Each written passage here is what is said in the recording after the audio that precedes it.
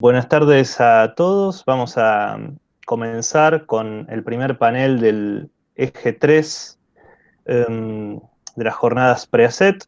Eje 3 que está centrado en neoliberalismo y desigualdades dentro y fuera del lugar del trabajo. Como ustedes saben, la leyenda el lema de estas jornadas es una reflexión acerca de los futuros del trabajo. Y una de las propuestas que habíamos pensado con los coordinadores del eje, Gustavo Mota, Damián Pierbattisti y Juan Eduardo Bonín, y quien les habla, Mariano Dagatti, era justamente la relación entre neoliberalismo y desigualdades para pensar los futuros del trabajo. No es ninguna novedad la presencia decisiva que ha tenido el neoliberalismo a la hora de pensar las diferentes formas de lazos sociales y de relaciones laborales en el capitalismo contemporáneo, y tampoco es ninguna novedad las características que los últimos 4 años de gobierno de la gestión anterior, como así también la situación actual en la cual nos encontramos, ha conducido a que muchas de las tensiones o dinámicas propias de este conjunto de procesos haya repercutido negativamente en buena medida en la actualidad que nos encontramos. La propuesta que tenemos para este eje es comenzar hoy una exposición con 3 participantes, con Eduardo Chávez Molina, con Pablo Molina y con Damián Pierbattisti, quien es uno de los coordinadores del eje, para mañana tener un segundo panel con Gustavo Mota, Juan Bonín, Virginia Unamuno y Mariana Costa. La propuesta entonces para el encuentro de hoy es que cada uno de los expositores presente en un periodo de 15, 20 minutos sus ideas, su trabajo, sus líneas de investigación en función de esta convocatoria, y luego, cuando los 3 hayan expuesto, vamos a dar lugar a un intercambio con los asistentes, con los participantes y por supuesto también, si así lo quisieran, el intercambio entre los propios expositores. Mi papel en este sentido será el de coordinar las voces. Tienen 2 maneras de intervenir. Una es con una intervención oral directa y otra levantando la mano. Optamos en la medida de lo posible por esta segunda opción, que es levantar la mano, y en función de ese mecanismo les voy a ir cediendo la palabra a cada una de las personas. La idea es que aproximadamente a las 7 menos cuarto o a las 7 estemos dando cierre a este primer panel. Así que sin más preámbulos, voy a presentar a Eduardo Chávez Molina, quien será el primero de los expositores. Eduardo Chávez Molinas es doctor en Ciencias Sociales por la Facultad Latinoamericana de Ciencias Sociales, magíster en Políticas Sociales, licenciado en Sociología de la Universidad de Buenos Aires, y es profesor, investigador y miembro del comité académico del Instituto de Investigaciones Gino Germani de la Universidad de Buenos Aires. Es asimismo director del Departamento de Sociología de la Universidad Nacional de Mar del Plata y trabaja entre sus líneas de investigación estructura social y laboral, desigualdad y movilidad social y políticas sociales. Por último, resta mencionar que es miembro del Consejo Académico de la Red Latinoamericana Desigualdad y Movilidad Social e investigador principal por el Instituto Germani de la red INCASI, que es la International Network for Comparative Analysis of Social Inequalities de la Unión Europea. Eduardo, muchísimas gracias por participar, te doy la palabra. Bueno, gracias Mariano, gracias Damián, y también bueno, a la UMED por esta invitación, al CITRA, para este diálogo, conversatorio, exposición, ¿no? Ese conglomerado de ítems que uno puede titular en base a estas presentaciones en este PREACET, ¿no? Bueno, entonces quiero partir de ciertas reflexiones y ciertos contextos coyunturales, ¿no? Quiero hacer una presentación de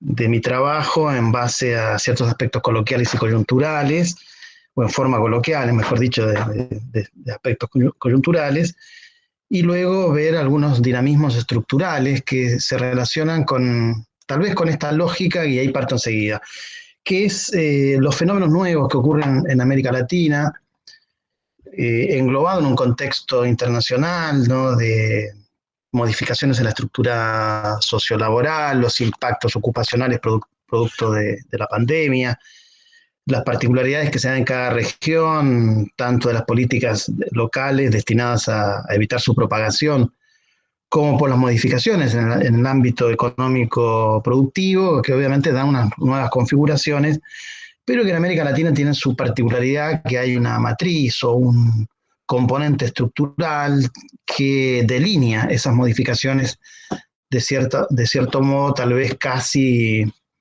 sin que las decisiones políticas y económicas puedan modificarlo de la forma en que lo piensan originalmente.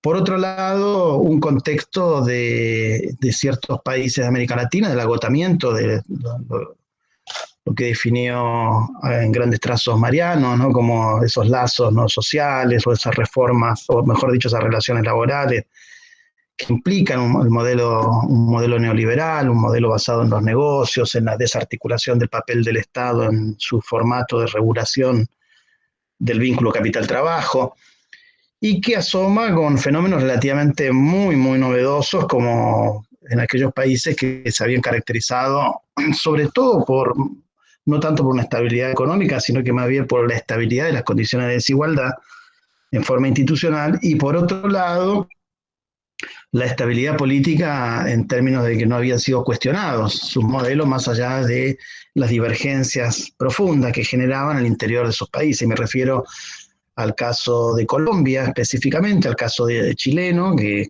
ya está en un proceso de institucionalización, de lo que se inició en octubre del año 2019, y todo parece avisorar un proceso de transformaciones que no estamos acostumbrados a los últimos 40 o 50 años de Chile. Y por último, la irrupción, ¿no?, de un maestro que encaminó por lo menos bueno, ahí es prácticamente el 50% de la población, y no es poca cosa, ¿no?, bajo la figura de Pedro Castillo, para encolumnarse como triunfador, prácticamente triunfador electoral de las elecciones recientes en Perú, faltando aún todo el proceso de legitimación de la contienda electoral, y luego, obviamente, ya el tramo más difícil, que es los mecanismos de gobernabilidad. Pero esa era la primera interrogante, o tal vez ese es el contexto en que uno empieza a pensar, ¿no?, el neoliberalismo y las modificaciones en el mundo del trabajo, un contexto, ¿no?, de pandemia, pero también de modificaciones de sociedades que comienzan a ponerle límites a años de desarrollo y de políticas neoliberales. Entonces yo quería partir primero de una siguiente interrogante, que es cuánto nosotros aguantamos estos procesos de desigualdad, o cuánto es demasiado. Muchas veces uno se hace esa pregunta, ¿no?, de cuánto es demasiado en términos de procesos distributivos. Entonces yo acá quería hacer reflexión a una experiencia que está desarrollada en un capítulo de un libro que está próximo a salir a través de la colección de Claxo. Aprovecho y hago la propaganda. Entonces ahí ya directamente me hacía esta pregunta, ¿no? ¿Cuánto es demasiado? En el sentido de las heterogeneidades sobre la desigualdad social. Y para ello hacía referencia a un trabajo del año 2016 de la consultora internacional Mercer, ¿no?, que es subsidiaria de otra gran consultora que tiene sede en Estados Unidos, que se llama Marsh & McLennan Company, que es una firma mundial de servicios profesionales en el área de riesgo, estrategias y personas. Así que imagínense, es el corazón del núcleo de los análisis de oportunidades laborales de los famosos CEOs, ¿no?, los ejecutivos, los oficiales ejecutivos, jefes de las grandes empresas, ¿no?, sobre todo de las empresas transnacionales. Y allí en su informe de ese trabajo, uno de los pocos, porque han seguido realizando otros trabajos, pero nunca en ninguno de ellos habían desnudado algo que uno siempre andaba detrás, que era saber cuánto podía ser efectivamente el ingreso de un salario ejecutivo. ¿no? Que en general uno desconoce, más allá de los resultados que uno puede obtener en las encuestas nacionales, en las encuestas de hogares o en los registros administrativos, ¿no? Que hay más o menos los ingresos asalariados de gerentes y de ejecutivos, pero no de la envergadura de quienes sostienen y manejan las grandes empresas. Empresas, muchas de ellas de carácter nacional, de carácter internacional, transnacional, oligopólicas, y en muchos casos con posiciones líderes en las economías nacionales. Entonces, en ese texto, ellos se planteaban una pregunta sugerente sobre los salarios de los ejecutivos y de estos CEOs, ¿no? Que ellos mismos hacían esa pregunta, ¿cuánto es demasiado? ¿No? Entonces yo también me decía, y me preguntaba, bueno, ¿cuánto es demasiado para un CEO latinoamericano? ¿No? Y particularmente mi mirada estaba centrada a ver qué eran los CEOs argentinos, ¿no? Pensando además que es un tipo de ingresos, de las múltiples facetas de ingresos que pueden tener las personas en este mundo, donde una particularidad es la no mensualización, sino que son ingresos que son variados y están organizados y administrados con las unidades empresariales, ¿no? Y pueden ser ingresos que se manifiestan, además de dinero, en acciones, en bonos, en dividendos, ¿no? En capitales específicos, etcétera. Y en ese informe, y ahí quiero que ahí empecemos a reflexionar un poco, porque imagínense, se nos viene a la mente el ingreso que tienen las personas que perciben la asignación universal. Más o menos casi todos los que estamos en este mundo sabemos cuánto es la tarjeta alimentar en Argentina, ¿no? Los que conocemos algo de las transferencias de ingresos de los países europeos y norteamericanos, sabemos más o menos cuánto les transfieren, ¿no? El TAMS norteamericano depende del estado y depende la nación asociada, como Puerto Rico, va de 300 a 500 dólares, ¿no? Y en el caso de Europa fluctúa entre los 900 y los 400 euros, ¿no? En general esas son las procesos de transferencia, tenemos mucha claridad más o menos sobre esos datos. Incluso sobre el empleo, ¿no? Si uno registra en la Argentina, por ejemplo, el empleo de los empresarios formales, de los empleados formales, no solamente uno puede ir al CIPA, sino que puede ir a las páginas de los sindicatos y ver cómo acordaron la última paritaria y tener más o menos estipulado el ingreso de esas personas. Ahora, un CEO, ¿cuánto? Imaginemos cuánto puede ganar un CEO. Pensemos mientras lo expongo, ¿no? ¿Ustedes qué número dirían cuánto gana un CEO? Y bueno, yo obviamente les hago un atajo a esa situación y les digo que la mediana de ingresos de un CEO argentino, si yo lo tuviera que mensualizar, estamos hablando de 111.000 dólares, ¿no? Aproximadamente. Bien, 111.000 dólares. Si yo lo tuviera que anualizar, que ese es el ingreso en general que calculan, es de 1.339.000 dólares. Esa es la mediana de ingresos de un CEO en Argentina. Obviamente, eso es más bajo que un CEO brasileño, que un CEO chileno, que un CEO mexicano, ¿no? Y ambos, y todos esos países están muy por abajo de lo que gana un CEO en Estados Unidos, en Canadá, ¿no? Inglaterra, Australia, etcétera. Es decir, y si eso lo tenemos que especificar a un valor determinado, ¿no? A un dólar solidario, a un dólar CCL, esos 111.000 dólares, multiplícanlo por 160, no nos van a alcanzar los ceros en nuestra calculadora, ¿no? Para estimar cuál es el ingreso promedio y cuán lejos estamos como asalariados de ese mundo de ingresos de empresarios de empresas de estas características. Entonces, ese es el contexto en general en el cual se sitúan los grandes ingresos, muchas veces situados en un ámbito del desconocimiento, es decir, no sabemos, y también de la subdeclaración y también de la evasión, es decir, es una mezcla, es una verdadera economía sumergida, que es curioso, porque en general la informalidad en la literatura, sobre todo anglosajona y europea, siempre se caracterizó como la economía sumergida, pero cuando uno quiere ver efectivamente qué es lo que está realmente sumergido, se va a encontrar que son los ingresos, los ingresos y los beneficios de los grandes empresarios, ¿no? Del gran capital. Bueno, y si yo tuviera que seguir con esa, entre comillas, ¿no? Estupefacción que genera saber cuál es el salario, ¿no?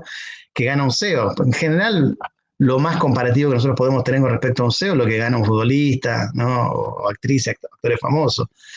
Pero no tenemos idea de cuánto ganan los que tienen el resorte y la orientación de implementar ajustar o expandir los modelos de negocios que impactan sobre el mundo de los asalariados.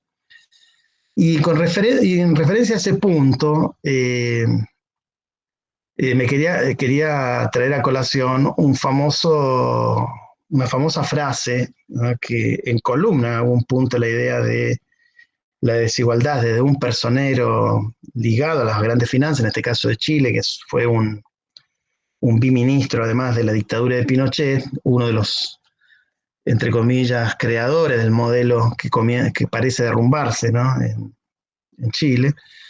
Entonces a él le preguntaban si, más allá de los indicadores macroeconómicos, que inclusive hasta el día de hoy siguen siendo relativamente estables, ¿no?, se le pregunta sobre el tema de la desigualdad, y creo que ahí está la clave, tal vez en el pensamiento, no solo de este personaje, ¿no?, de este Rolf Blüher, sino que también en el pensamiento liberal latinoamericano, porque él responde bajo esta frase, ¿no?, que dice que él lo tiene sin cuidado la desigualdad. Dice, no es un problema la desigualdad. La desigualdad es, en todo caso, un problema menor. El gran problema, dice, es la pobreza. Pero con respecto a la desigualdad, el planteo de Rolf Blüher es que lo que dice que lo que hay que bajar con respecto a la desigualdad no es el proceso de distribución, sino la envidia. ¿Y por qué? Porque es el problema de la distribución de ingresos, está dado por la envidia, ¿no?, es decir, por las características de desear, ¿no?, el ingreso de otro, ¿no?, lo que yo no tengo. Y es ahí donde se fundamenta, ¿no?,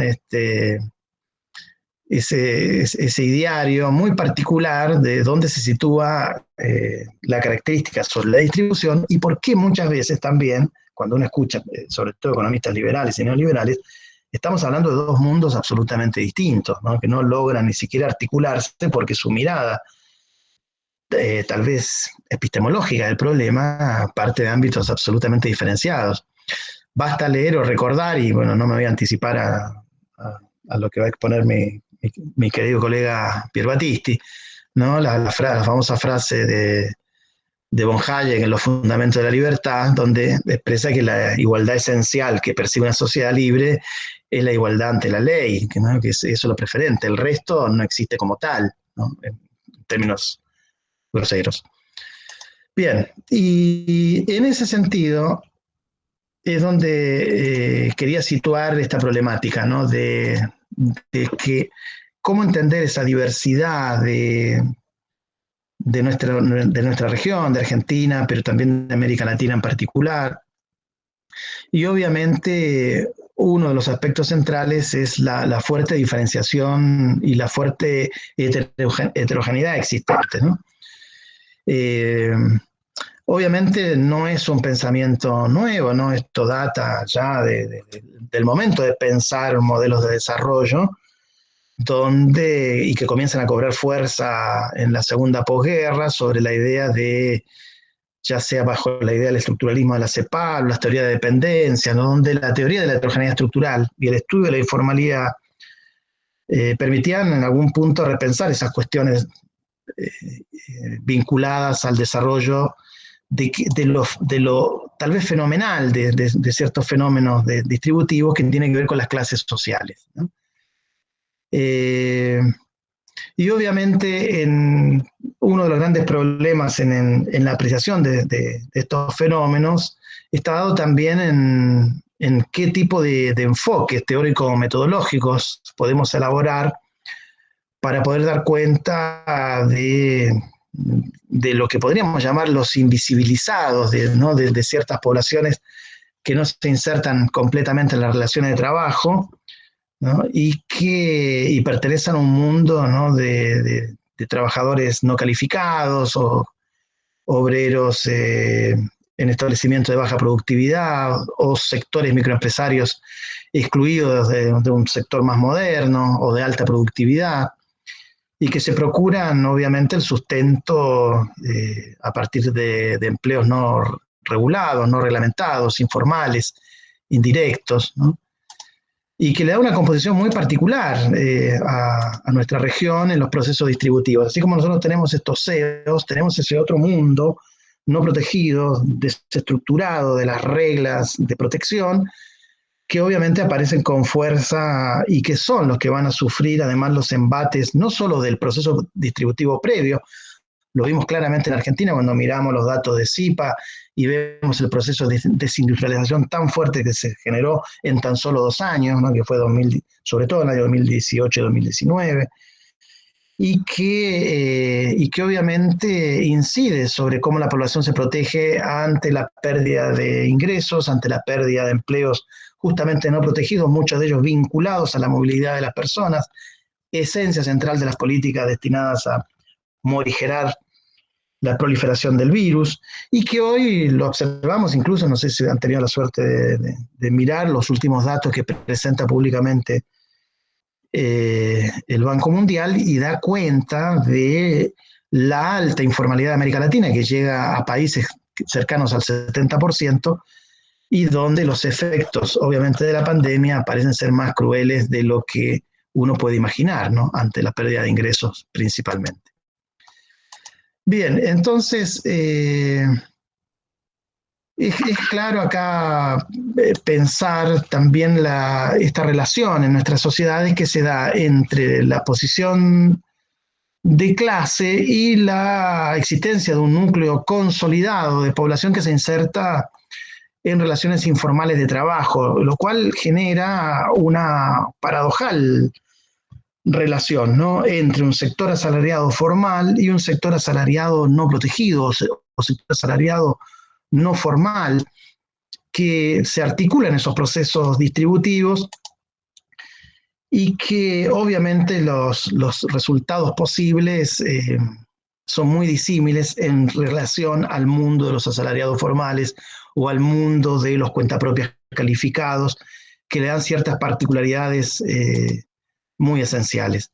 América Latina, en este proceso de, tal vez podríamos llamarle, de disputas contra las nociones básicas de un mundo gobernado por el business en algún punto, ¿no? Que es en términos globales la mirada sobre la región en estas décadas del siglo XXI, uno lo primero que aprecia y que llama sumamente la atención es la caída, por lo menos hasta antes de la pandemia, de los niveles de desigualdad, ¿no? Por primera vez en la región esos niveles de desigualdad tendían a disminuir y que además morigeraban, ¿no? los procesos de pobreza y de brechas distributivas, medidas como, ¿no? como distancias con respecto a quienes no estaban en situación de pobreza.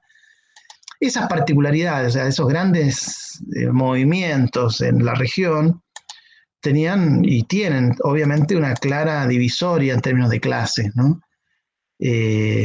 ¿Por qué? Porque nos muestra, por un lado, que los sectores vinculados a las clases directivas, los sectores vinculados a lo que podríamos llamar la élite económica laboral en algún punto, sigue sosteniendo, ¿no? sus márgenes de riqueza y de acumulación, y que obviamente en muchos países de la región está fuertemente anexado a la idea del control político, y que comienza como ya comenzó en muchos países, como fue el caso, ¿no? de Bolivia, Venezuela, Ecuador a principios de siglo, que obviamente comienza tal vez a entrar en disputa con el ideario del dominio político, ¿no? Es decir, el resorte económico que comienza a diferenciarse de los resortes políticos y que se expresa también en esos procesos distributivos. ¿Por qué? Porque las clases directivas son las que menos han perdido en general a lo largo del periodo, y además nos muestra también modificaciones sustantivas en esos procesos distributivos entre los segmentos asalariados formales, que tienen la capacidad de la disputa, que tienen la capacidad de la institucionalización del conflicto, en relación a aquellos sectores sociales que están por fuera de esos amarres institucionales y que no le permiten acceder en forma adecuada a lo que podríamos llamar pujas distributivas, y que se aprecia incluso en los mejores momentos económicos de quiénes son los que más ganaron y quiénes son los que ganaron menos o no ganaron específicamente en esos procesos. Obviamente nuestra región, en esa confrontación distributiva, muestra diferencias sutiles, pero también muy marcadas, en el sentido de que la situación distributiva para los países como Cono Sur, Argentina, Uruguay, Chile, es muy distinto a lo que ocurre en los países andinos, ¿no? Donde los procesos distributivos son menos profundos o son más alargados en algún sentido de cómo se distribuyen los ingresos. Por ejemplo, y creo que esto va a ser lo único que les voy a compartir ahora, Mariano, que estoy viendo de tiempo. Sí, Eduardo. Bien, entonces voy a compartirles ahora un pequeño cuadrito, acá si lo ven en pantalla completa.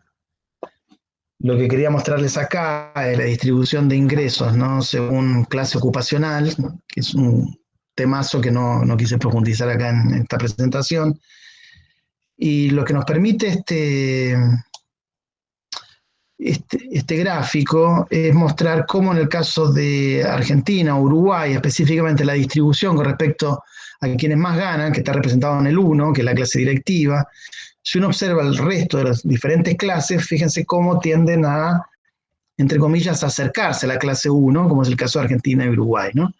Mientras que en el caso de Brasil y México, donde los niveles de desigualdad son mayores, ¿no? Las distancias con ese 1 son, ¿no?, mucho más pronunciadas, pensando además, en este caso, en las proporciones de ingresos medido en dólares PPA, ¿no?, en dólares del poder de paridad adquisitiva de esos dólares tomados para el año 2011, pero los datos fluctúan porque los países no lo toman, muchos países no toman encuestas en forma regular, o su regularidad, como por ejemplo el caso de Chile, es cada 2 años, fluctúa entre el año 2017 y 2020, ¿no? Entonces lo que podemos apreciar ahí es entre comillas, menor distancia de ingresos en el caso de Argentina y Uruguay, a pesar de que los niveles de ingresos para nosotros son elevados y los consideramos, ¿no?, relativamente inaceptables, pero ya sabemos también en los casos de Brasil y Chile, donde los CEOs son más grandes, curiosamente, los procesos distributivos son mucho mayores, ¿no? Que se pueden apreciar acá con este cuadrito de distancias.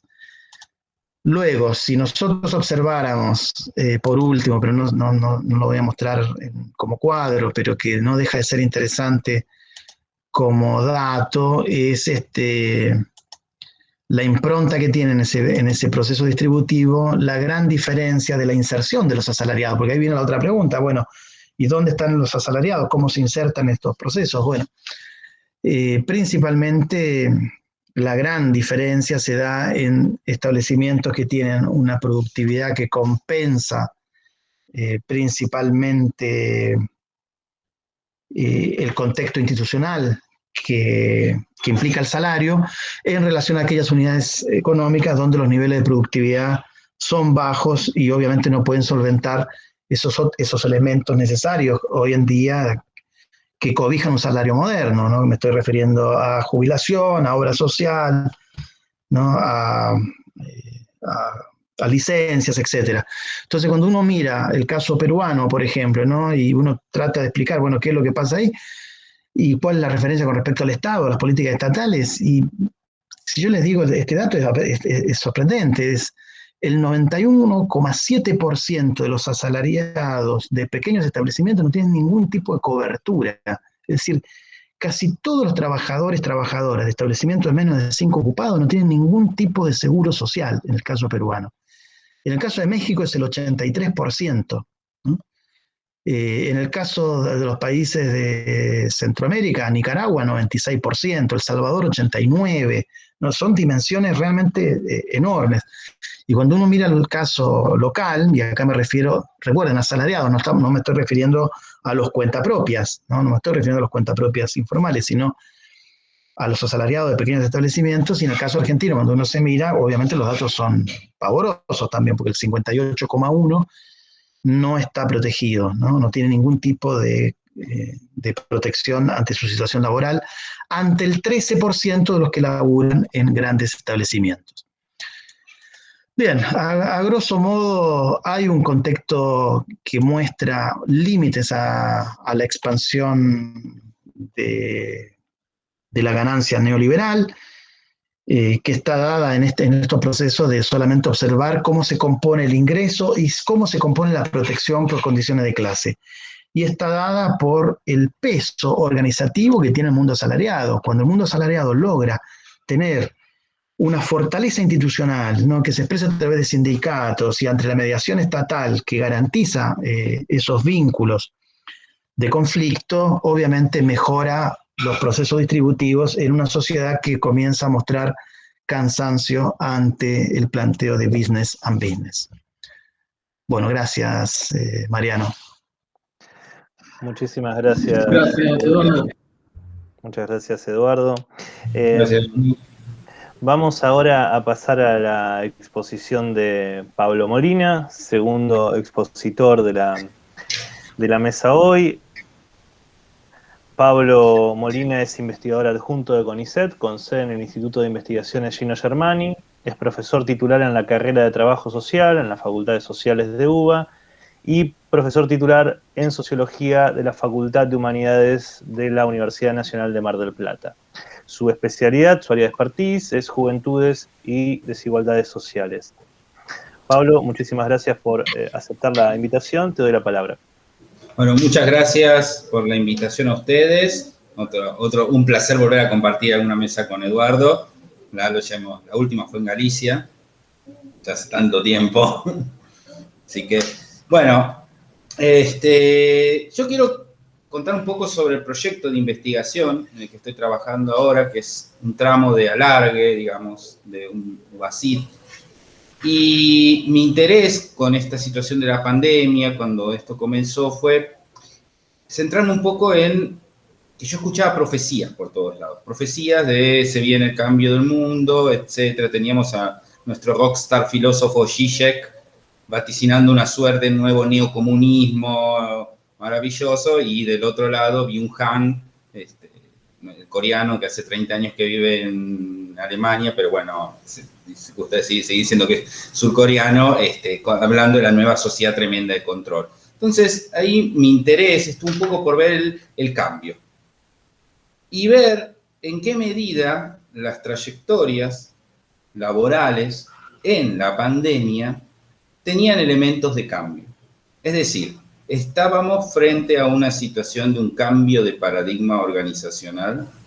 La pregunta es bastante amplia, no la podríamos cerrar fácilmente, menos en el tiempo que fue llevado adelante el estudio, pero la idea es verlo un poco a partir de una pista de trabajo que fuera hecho en una serie de pequeños ensayos que son luego publicados por Siglo XXI de Eric Hobsbawm en torno a la revolución industrial, ¿no? Entonces Hobsbawm, en vez de hablar de los procesos más dramáticos o más generales, se centra en precisamente qué pasa con los laneros, qué fue pasando con los ladrilleros, es decir, los pequeños gremios medievales enfrentados a ese proceso de transformación que fue la revolución industrial.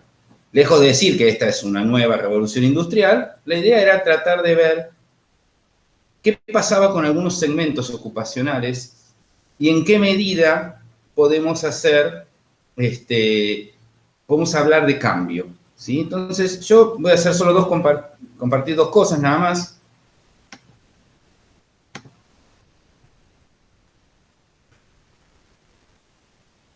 Perdón.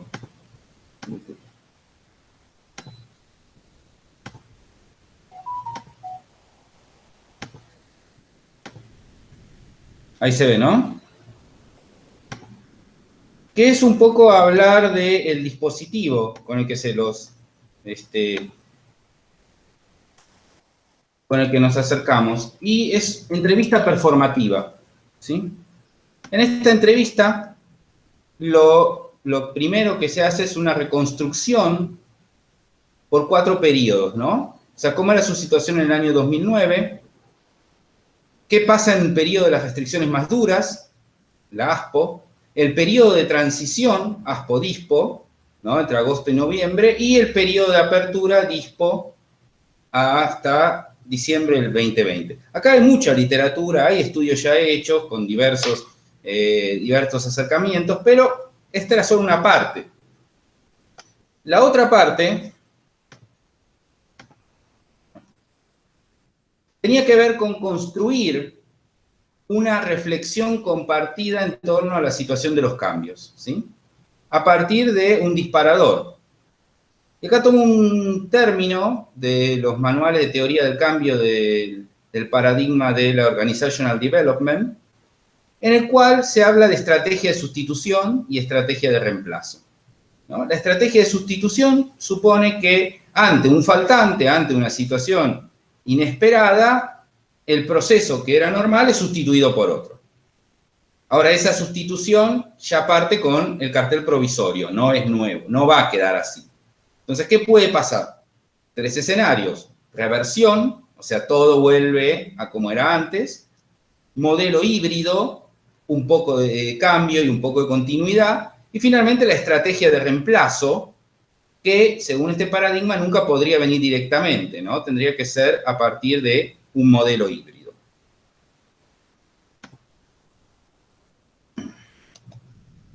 Y me refiero a esto de que sea un modelo, esta idea de modelo híbrido, y muestro un poco el instrumento, porque la idea fue acercarnos y tratar de pensar el cambio conjuntamente con los propios entrevistados. Es decir, en lugar de simplemente tomar un marco teórico, rastrear cosas que se hizo, sino tratar de pensar efectivamente si partirlos, ponerlos a los entrevistados en esta performance de decir si ellos creían que esto que estaba pasando, que esto que ellos habían atravesado en el proceso, tenía un escenario de continuidad, o si ellos realmente suponían que se volvía atrás, o qué podía quedar de toda esta experiencia.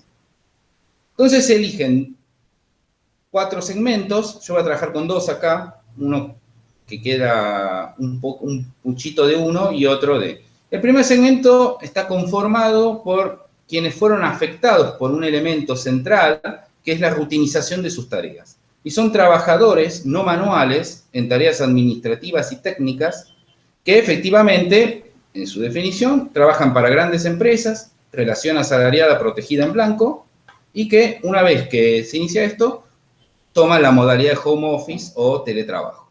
Entonces trasladan sus tareas al...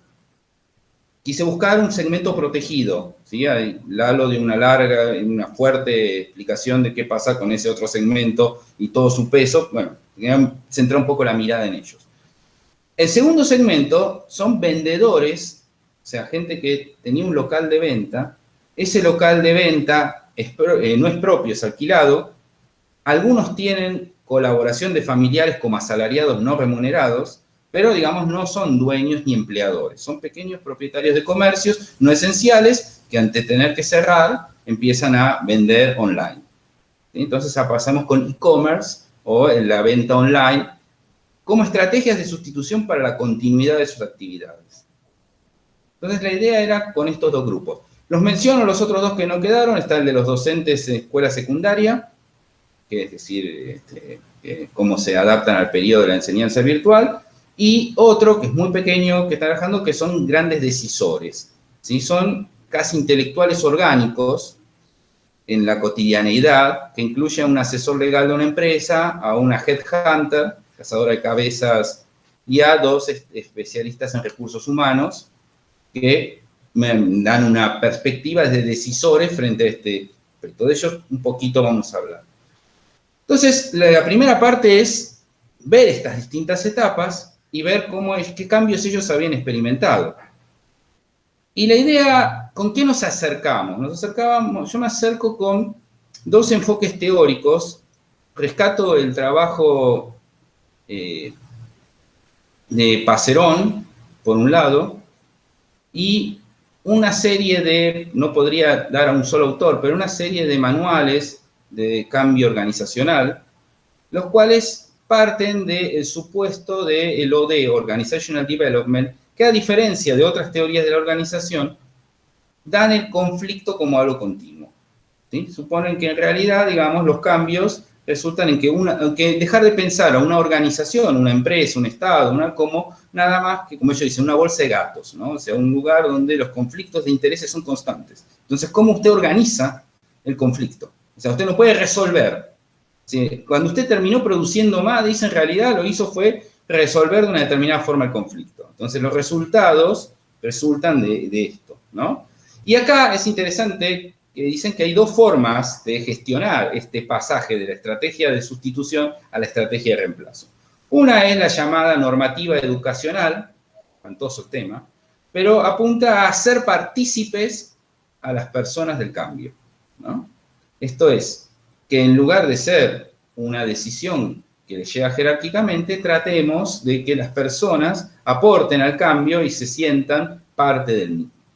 En este sentido, la pregunta es, ¿cuánto, digamos, el tránsito al teletrabajo es una circunstancia que se les impone y tienen que quedarse con ella, y ese sería la otra estrategia, que sería la estrategia coercitiva, en donde actores con más poder imponen sus intereses sobre otros? Entonces, digamos, a la gerencia, por orden de que, y no, esto los pone a todos a trabajar ahí y se acabó.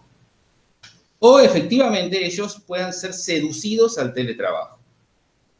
Apuntar a tratar de conseguir, de ver en ellas ciertas mejoras y poder llegar a querer hacer parte de esa transformación. O incluso, si no quisieran, que el rechazo sea conjunto, pero tratar de armonizar intereses.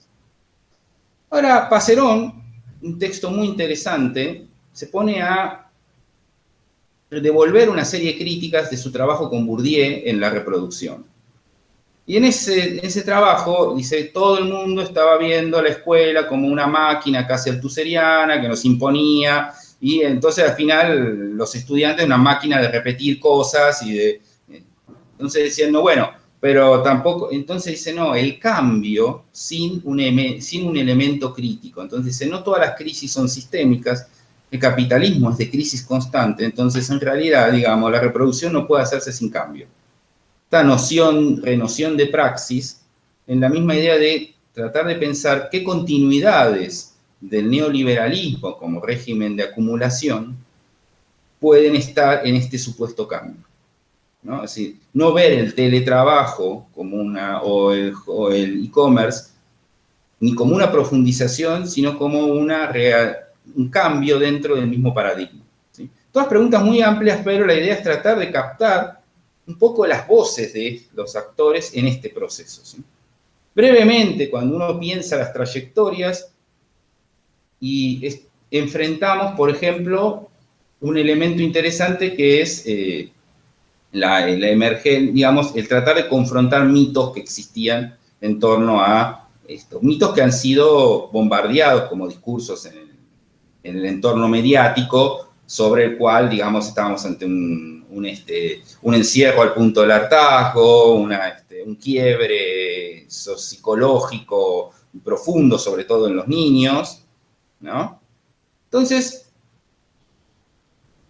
antes de iniciar un poco la descripción, digo que son dos grupos antagónicos. El grupo de trabajadores rutinarios es un grupo que, salvo algunos aspectos, están contentos con la transición.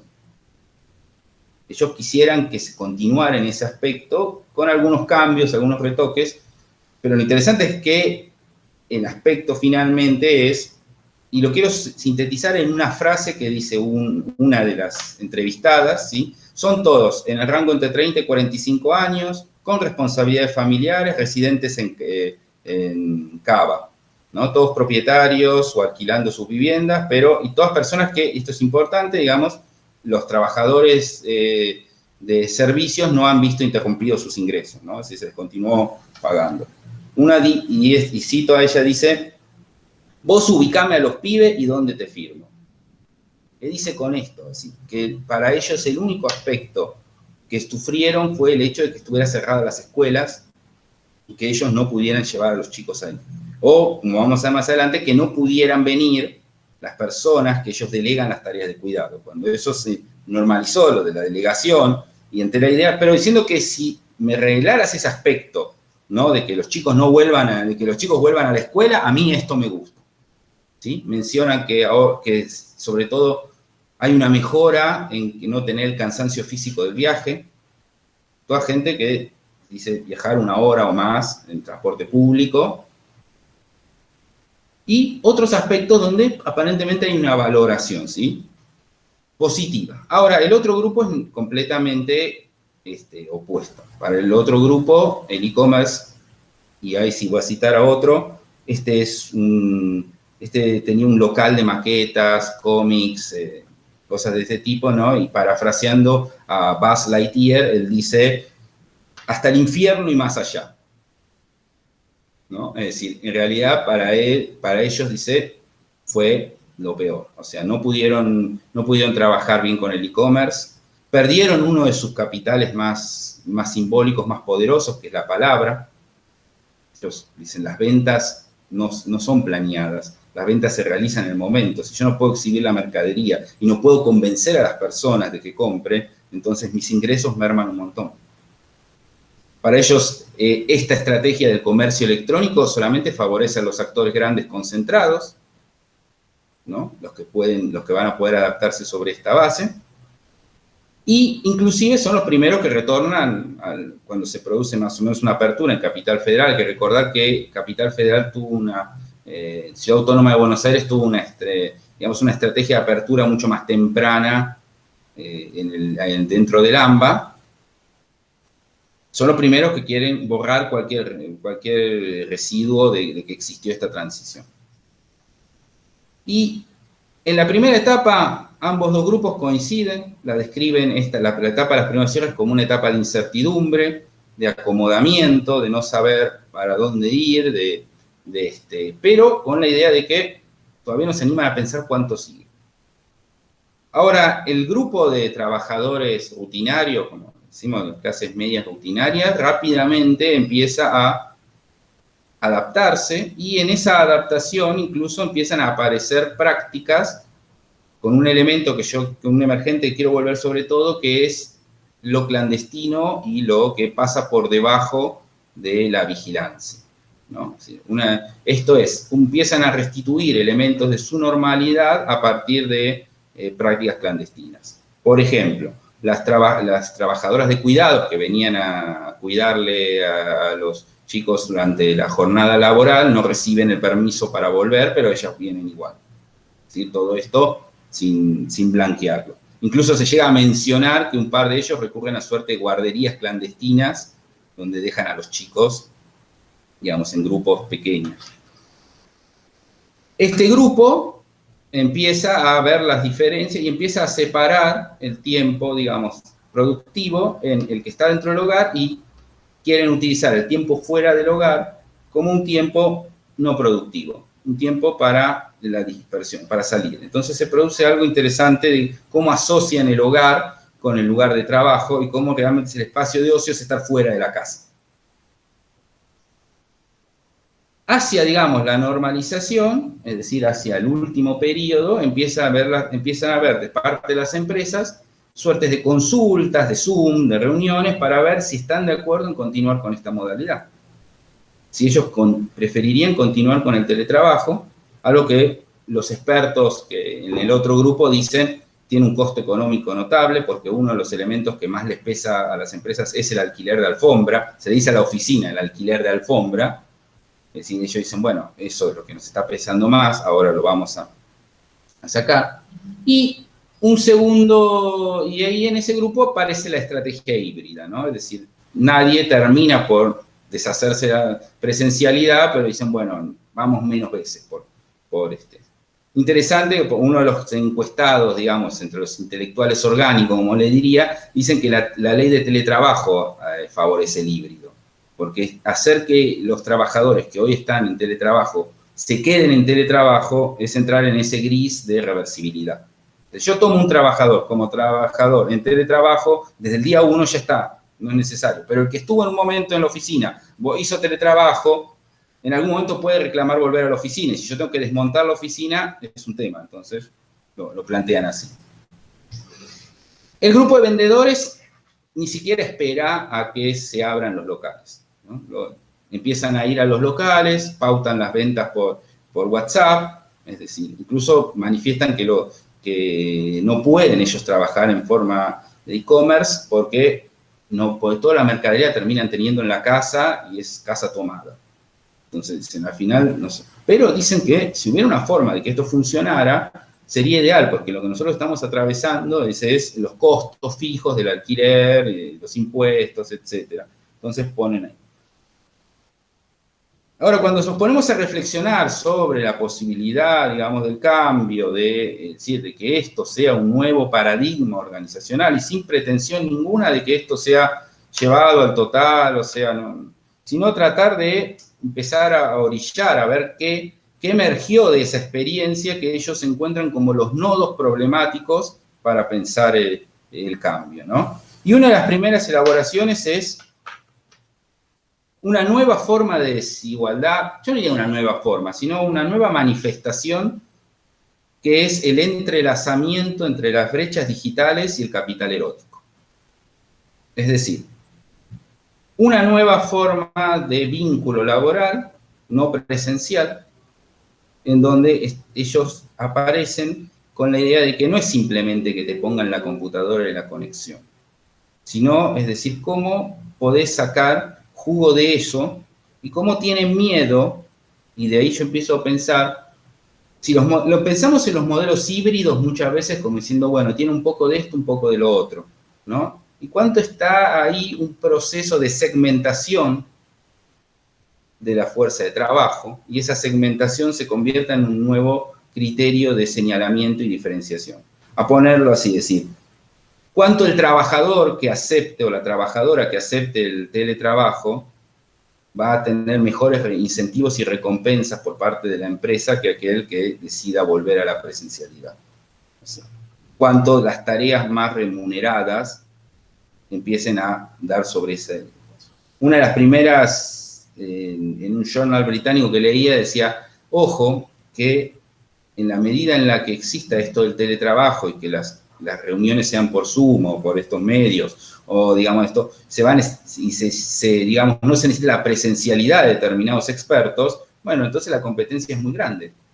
Hoy, ¿qué me impide a mí contratar a alguien que reside en Córdoba o que reside en Salta? Un experto. Antes yo tendría que decir, bueno, pero tiene que venir a reuniones, tiene que hacer trabajo acá, tendría que pensar en el traslado, tendría que pensar en alguna forma de, bueno, hoy si realmente mi vínculo va a ser de este tipo, y ese vínculo va a ser, no importa si reside, yo estoy en La Boca, en Barracas, o si reside en Córdoba capital, es decir, y esto amplía la posibilidad. Incluso quienes trabajaban en recursos humanos, Sasuke, yo les pido siempre que se pongan nombres de fantasía, ¿no? Un fanático de Naruto, Sasuke dice, sí, o sea, vos pensás, ¿sabés cuántas veces rechazamos gente que el perfil nos parece maravilloso, pero yo miro dónde vive y digo, no, este tipo tarda 3 horas en llegar, otras 3 horas, ¿no? Entonces hay ciertas consideraciones interesantes de cómo pensar el espacio. Y digo capital erótico también porque generalmente este concepto de hacking está muy pensado, muy dirigido a la seducción o los aspectos de ese tipo de relaciones sociales. En realidad es más amplio, es cómo fascinar a los demás, cómo generar una lógica, digamos, cómo construir el avatar como un perfil laboral. Otra segunda que tiene que ver con el espacio, ¿sí? Y los espacios de cuidados, ¿no? Lo primero que yo me esperaba encontrar en esta situación, y había mucha literatura muy valiosa sobre digamos, las asimetrías de género en el tema de cuidados. Ahora, en muchos de estos trabajadores, el problema disparaba porque el cuidado, o sea, no estaba a cargo de ellos, o era apoyado en la familia o era apoyado en otras personas informales que trabajaban. Y también, en referencia a los cuidados, es también para decir el espacio, un elemento que es bastante interesante. Las personas que habían podido comprar su propia vivienda tenían un metraje bastante reducido, o sea, piensen en 4 personas en 40 metros cuadrados. 3 ambientes, 40 metros cuadrados. O sea, y no estamos hablando de hacinamiento crítico en poblaciones vulnerables. Entonces, nueva vivienda. Y entonces esto del espacio doméstico, también ya visto como opresivo cuando toda la gente está ahí, también tiene que ver con las condiciones del ingreso y el acceso a los bienes. Y el último emergente para pensar interesante es esto, ¿no? Es decir, en cómo a medida que avanza el discurso, y es muy importante cómo ellos hacen una performatividad, esto de la entrevista como relación social. ¿En qué medida, cuando ellos van avanzando el discurso, las normas y digamos, las disposiciones de cuidado sanitario empiezan a aparecer como algo a lo que se ignora deliberadamente? Se busca, ¿no? Es decir, entonces llega un momento diciendo, bueno, o sea, a mí sí, me dijeron no podía abrir el local, no, sí, bueno, pero yo acuerdo con Eduardo que le voy a llevar el coso, entonces a esa hora vos vas y yo te lo doy, y decir, esto parece como práctica común en los dos grupos, ¿no? Como las horas dicen, bueno, está bien, sí, los chicos no pueden estar sin amigos, así que, no sé, no me importa, armé mi propia burbuja, va a jugar con él, el otro va a jugar con el amiguito de acá a 3 cuadras, y no va a jugar con todos, pero va a estar con ese, porque, no, entonces, es interesante cómo contrasta con ese discurso muchas veces alimentado que estábamos en una situación de encierro, asfixia, malestar psicológico. No, efectivamente hay. Y estas son cosas para pensar en qué medida, digamos, circulan y se codifican, para usar una terminología más Foucaultiana, estos discursos del cambio, ¿no?, en estos trabajadores. Yo creo que con esto abrir un paréntesis de pensar, de traerlo esto ni como respuesta, sino como interrogantes, ¿no? Interrogantes en el tema de esto de las brechas digitales, sobre todo la tercera brecha digital, que olvidé mencionarla. La tercera brecha digital es muy importante porque no son como las otras dos que son bastante claras, si no tiene computadora, si no tiene internet, si no sabe usarla. Es cómo la interacción en el mundo digital va a tener correlato en la interacción en el mundo más material, ¿sí? Eso como fuente de desigualdad. Y en Capital Erótico, esta forma de biopolítica donde tenés que ser fascinante en la interacción, ¿no? Entonces, esto de los Zooms y los juegos. Y nosotros, este tema de la dinámica de los cuidados, ya también no voy a andar porque hay mucha literatura sobre eso, y el tercero, ¿no?, de pensar esto, es decir, la capacidad regulatoria, ¿no?, y la capacidad de transgresión de esas regulaciones que puedan existir en este tránsito, los modelos híbridos, a eventuales estrategias de reemplazo. Bueno, muchas gracias a todos y todas. Gracias, Pablo.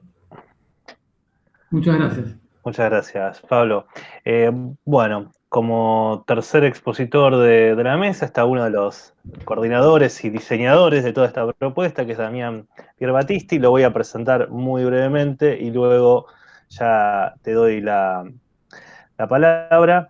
Damián es doctor en Ciencias Sociales de la Universidad de París I, Panteón Sorbonne, y es investigador adjunto del CONICET y profesor titular de la materia Leyendo a Gramsci, herramientas para análisis de coyuntura en la Argentina contemporánea, materia que se dicta en la carrera de Sociología de la UBA. Damián, agradeciéndole a Pablo por su intervención, te doy la palabra. Muchas gracias, Mariano. Muchas gracias, Pablo y Eduardo. Un placer y un honor tenerlos como expositores. En lo que a mí concierne, constituyen un faro dentro del mundo de la sociología argentina, y me siento muy identificado con las problemáticas que plantearon, porque en el curso prácticamente los últimos 20 años me dediqué a estudiar el neoliberalismo, como si tomase como una suerte de hilo conductor el conjunto de mis investigaciones. Estas están directamente vinculadas con el neoliberalismo en la Argentina.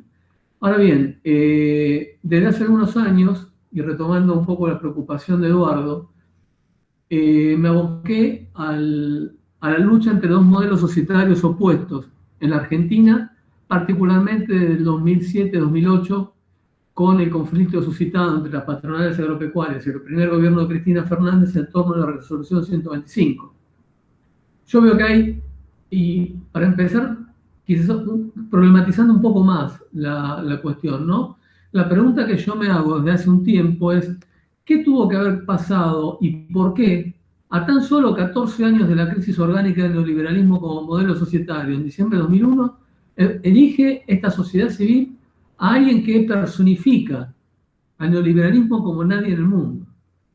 ¿Qué fue lo que ocurrió para que tan solo 14 años después la figura del modelo societario que estallaba por los aires en diciembre de 2001 constituya por primera vez en la historia de Argentina que un gobierno claramente de derecha gane elecciones para acceder al gobierno del Estado libres y sin ningún tipo de proscripción?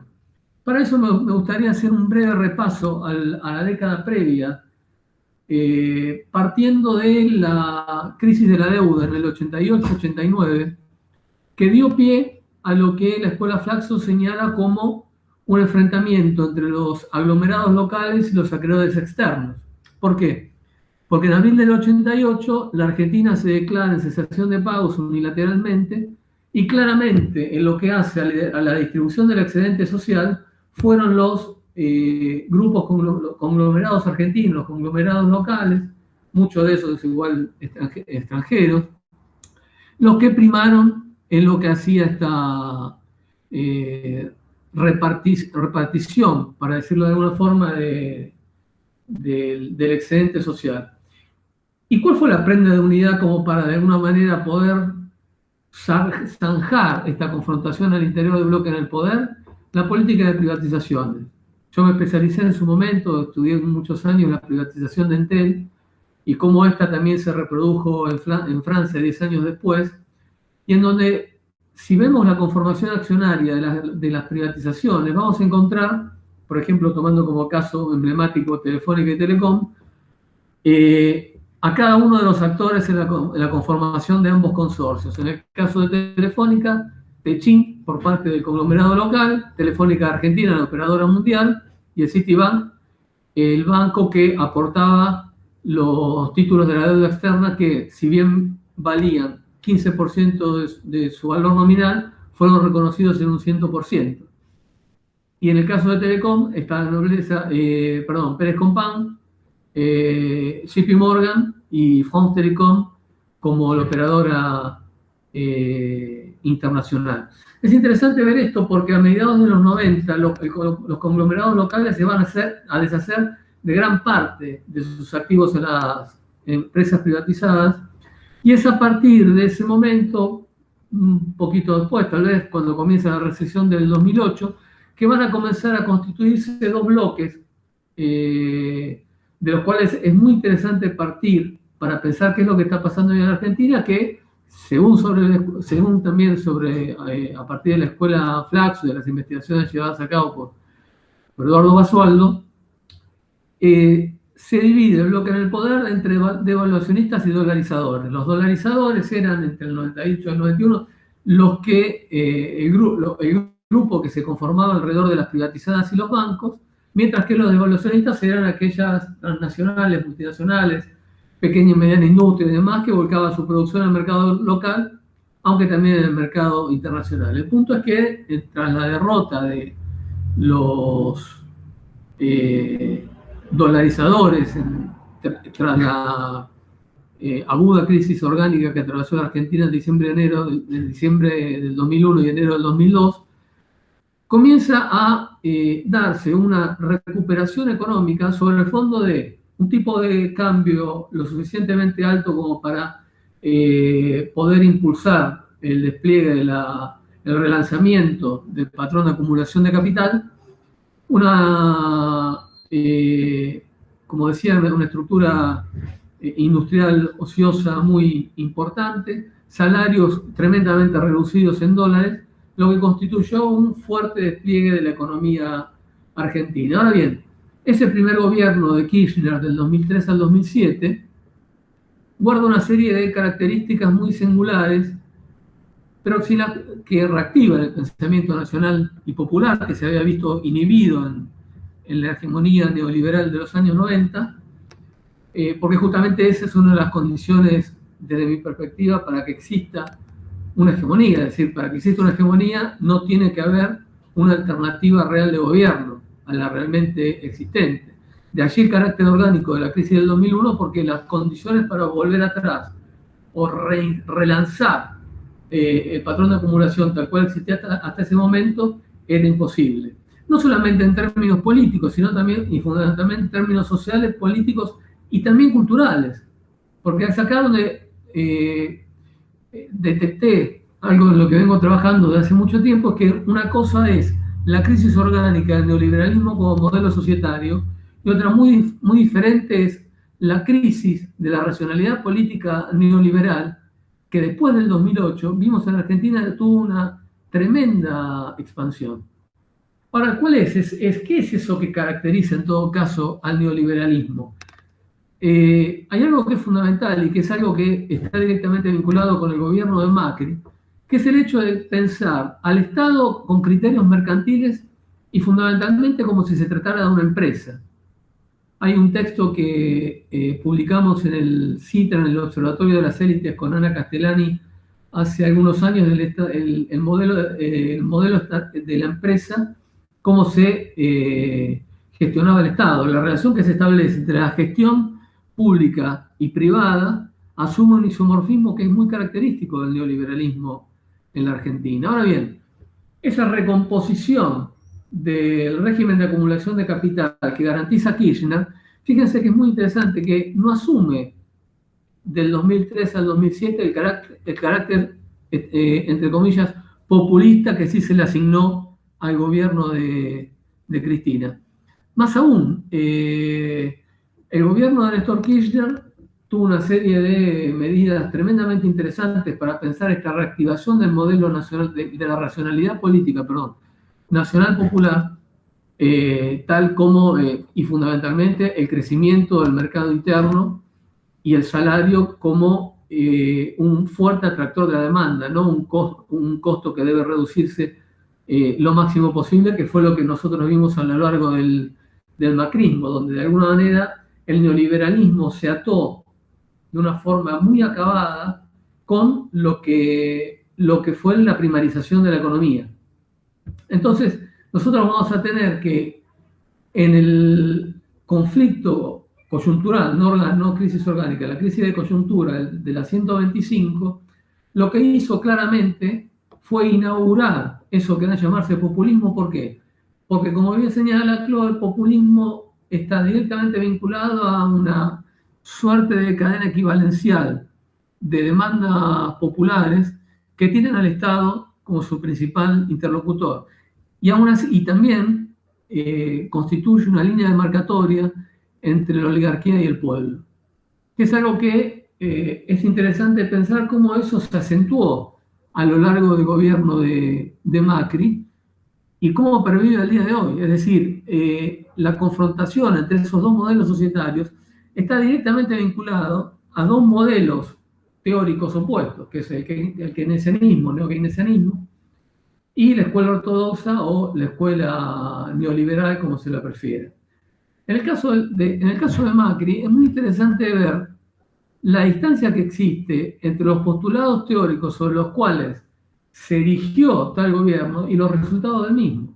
Es decir, sin una crisis previa que legitimase per se la imposición de un modelo macroeconómico neoliberal, lo que ocurrió, y con suma claridad, fue la imposición de un modelo macroeconómico que tuvo a la valorización financiera nuevamente como su corazón y su eje en torno del cual giraba la reproducción del orden social capitalista en la Argentina. Y es muy interesante también detenerse en esto un momento, porque es justamente el sector financiero el que va a subordinar al resto de las fracciones del bloque del poder, incluso las fracciones más concentradas del capital que vuelca su producción en el mercado mundial. Y se dio también otra situación tremendamente interesante que no había ocurrido en Argentina nunca. Habría que remitirse a la década del 30 y hacer un estudio genealógico desde aquel entonces. La proliferación de CEOs que fueron ocupando distintos puestos estratégicos en la gestión del Estado vinculados a su área de pertenencia privada. El caso más ostensible de colusión de intereses, si se quiere, es el de Aranguren, que pasó de ser CEO de Shell a ministro de Energía, cosa que en ningún país desarrollado eso hubiese sido posible, ¿no? Lo que se conoce como la puerta giratoria en la literatura norteamericana de las élites, y que se cristalizó en Argentina con el gobierno de Cambiemos, cuya cabeza venía también del mundo empresarial. Ahora bien, ¿qué es lo que caracteriza al neoliberalismo y por qué es tan importante pensarlo a la luz de lo que los colegas comentaban recién? Voy a hacer una pequeña cita de Foucault, ya que Pablo también hablaba de Foucault y Eduardo había hecho referencia a la escuela de Chicago durante la dictadura de Pinochet. Dice el nacimiento de la biopolítica Michel Foucault, refiriéndose a la teoría del capital humano instalada en el mundo entero por la escuela de Chicago. No es una concepción de la fuerza de trabajo esto que estamos describiendo. Es una concepción del capital competencia que recibe en función de diversas variables un cierto ingreso que es un salario, un ingreso salario, de modo que es el trabajador mismo el que aparece como siendo para él mismo una suerte de empresa. Y con esto se ha llevado al extremo este elemento que yo les había señalado en el neoliberalismo alemán, o sea, el ordoliberalismo, y hasta cierto punto en el neoliberalismo francés, esta idea de que el análisis económico debe reencontrar como elemento de base de tales desciframientos no tanto al individuo, no tanto procesos o mecanismos, sino empresas. Una economía hecha de unidades empresas. Es esto que es, a la vez, el principio de desciframiento ligado al liberalismo y a su propia programación para la racionalización de una sociedad y de una economía. En el neoliberalismo, y esto no solo no se oculta, sino que se proclama, reencontraremos también una teoría del Homo economicus, pero que ya no será un socio del intercambio. El Homo economicus es un empresario y un empresario de sí mismo. Y esto es tan verdadero que prácticamente será la apuesta de todos los análisis que hacen los neoliberales de sustituir a cada momento el Homo economicus socio del intercambio por un Homo economicus empresario de sí mismo, siendo el mismo su propio capital, siendo para el mismo su propio productor y siendo para el mismo la fuente de sus ingresos.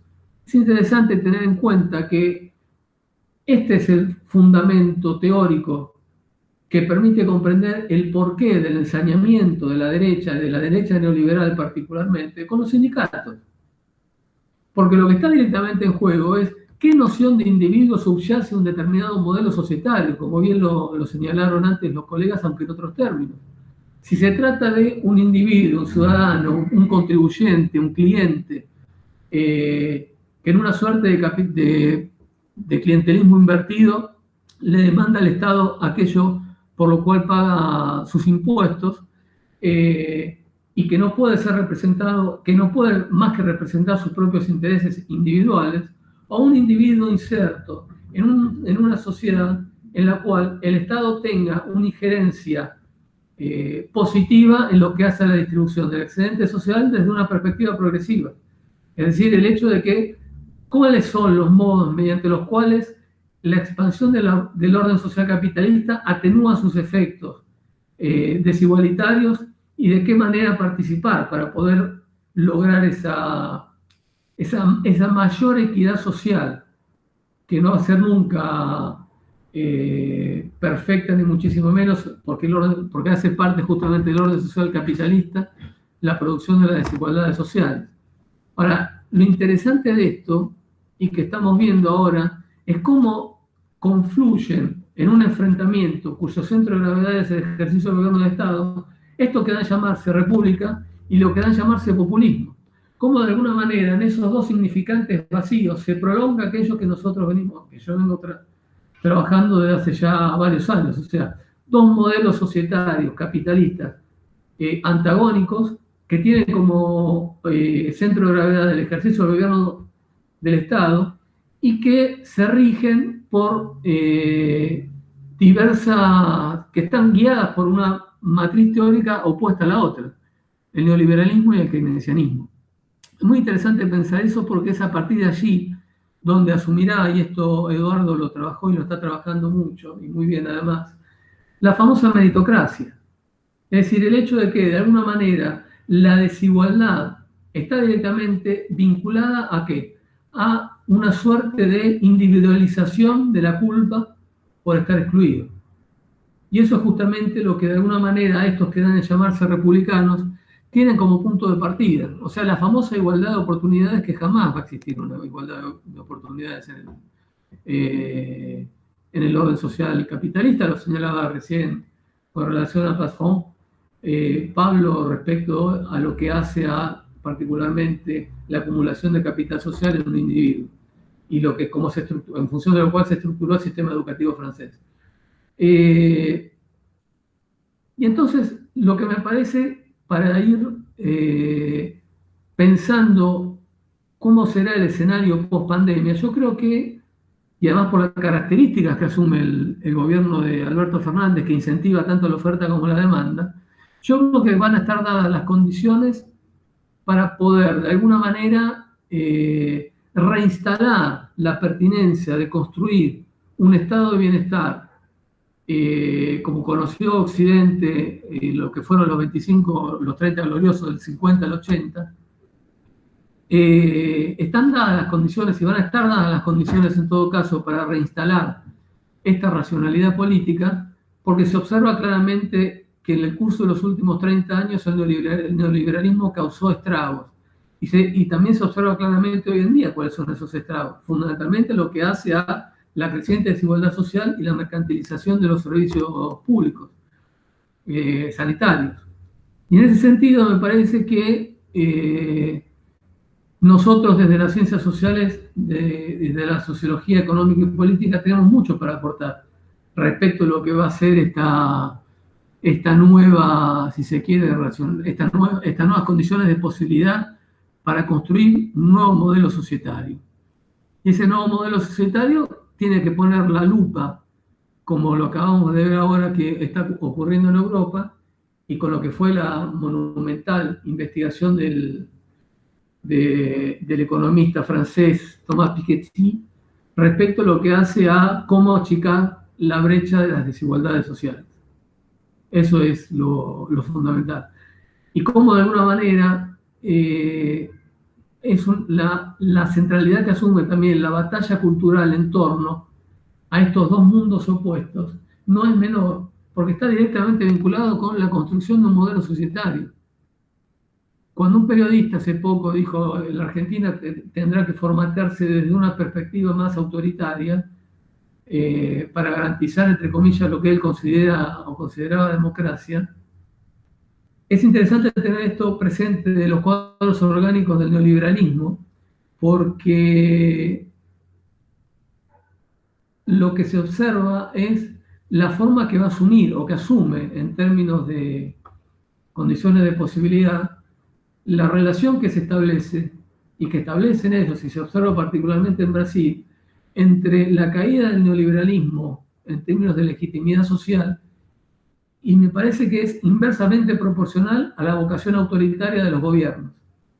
Más o menos legitimidad para una mayor vocación represiva, que es lo que estamos observando hoy en Brasil y en Colombia.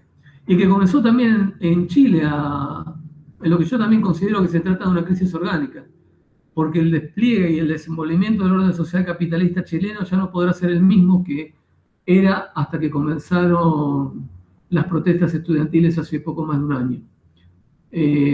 Así que, bueno, esto me parece que quería señalar esto que constituye lo que estoy trabajando desde hace algunos años, que creo que hoy ya no se trata de un fenómeno local, creo que es susceptible de ser traspolado, o extrapolado, mejor dicho, a una esfera planetaria, porque claramente hay la confrontación de dos modelos societarios capitalistas en pugna. Y termino con algo que me parece muy importante, que es la diferencia que existe entre proyecto de país y modelo de acumulación.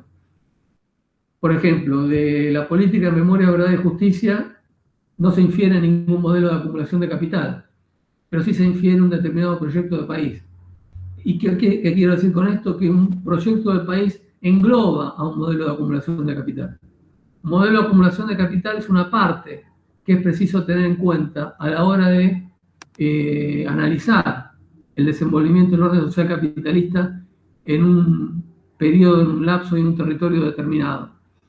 Pero no es lo mismo un proyecto de país que un modelo de acumulación de capital, y en ese sentido el kirchnerismo fue expresión de eso, llevando, si se quiere, su originalidad al paroxismo. Pensemos lo siguiente: ¿por qué, a pesar de haber tenido tantas ganancias o haber percibido tal nivel de rentabilidad de capital concentrado en la Argentina, que fue un tercio superior a un tercio mayor a la media de las principales 100 empresas a escala planetaria, ninguna fracción y esto me parece fundamental tenerlo en cuenta, ninguna fracción del capital del bloque en el poder reclamó como propio el kirchnerismo, a pesar de que, como se dice coloquialmente, le haya juntado con pala. Ahora, lo interesante es que, al mismo tiempo, quienes sí reclamaron como propio al gobierno de Macri, a más de una fracción, particularmente los sectores que vuelcan su producción al mercado interno, los terminó destruyendo. Y ahí es sumamente interesante retomar lo de Michael Kalecki, el economista polaco, que decía que la clase capitalista se opone al pleno empleo porque pierde o siente que puede perder el control de la fábrica. Lo que no me parece que sea algo menor. Es decir, por más que le haya juntado con pala durante el kirchnerismo, no era el gobierno de ellos, no era el gobierno del capital, en todo caso, o ninguna fracción del capital se hizo cargo de ese gobierno, que tampoco fue, digamos, particularmente radical. No es que tuvo una política, por ejemplo, que yo creo que hubiese sido lo pertinente, de recuperar, por ejemplo, las empresas que habían sido privatizadas. Recuperó aquellas empresas que ya no era como el caso del Correo, que fue a partir de un abandono del capital prácticamente. Pero no es que haya tenido una política particularmente radicalizada en lo que hace a la reproducción del orden social capitalista y cómo la clase capitalista se vería afectada negativamente, en absoluto. Ahora, lo interesante es que no solamente ninguna fracción de capital lo reconocía como propia, sino que además fueron tremendamente adversativos con el kirchnerismo. Así que, bueno, le agradezco a Pablo y a Eduardo la participación, a Mariano la coordinación, y bueno, podríamos, en todo caso, el tiempo que nos resta, compartir o intercambiar algunas opiniones. Sí, me parece perfecto, Damián. Se sumó un poquito después Gustavo, no sé si Gustavo quiere sumarse también al intercambio. En cualquier caso, lo que iba a proponer es, en primer lugar, si alguno de ustedes, dado que son los especialistas, tenía alguna pregunta o algún comentario sobre la exposición del otro, me parece que sería una buena manera de comenzar. Yo, por mi parte, tengo algunos comentarios, pero prefiero que comiencen ustedes.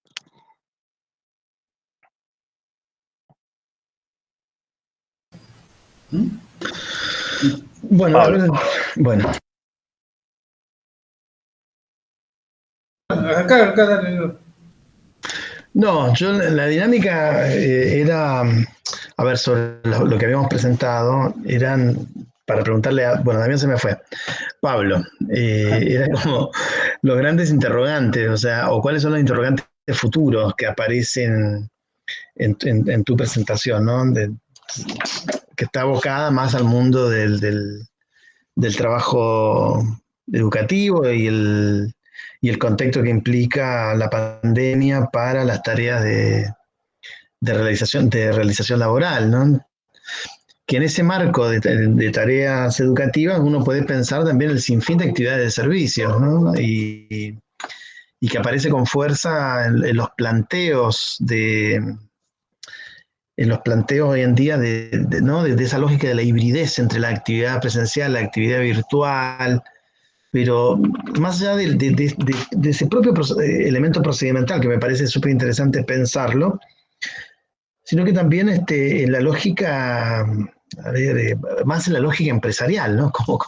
Cómo se articula esa posibilidad que aparece hoy desde el lado de los modelos de negocios, y de acá vos lo planteaste del ámbito educativo, pero lo podemos explayar en múltiples otras actividades, cómo los modelos de negocio pueden engancharse tan eficientemente en la lógica que te otorga la pandemia, ¿no? Y que se visualiza en la logística de distribución de mercancías, ¿no? En la aplicación de inteligencia artificial para la compra de productos.